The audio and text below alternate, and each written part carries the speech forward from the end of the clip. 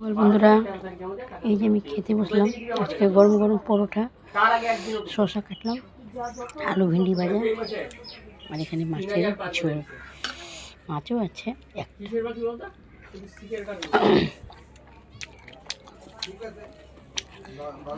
সে লাগে। সকালে টিফিনে গরম গরম পরোটা খাইতে মজাই একটা আলাদা।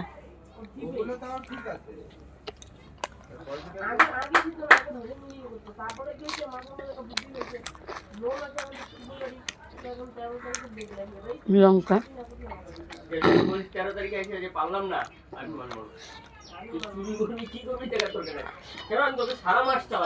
এখন মাছের ঝোলের ভিতরে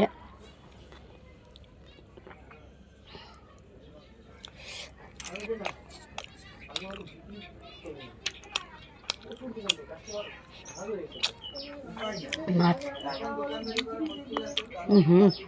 সে স্বাদ।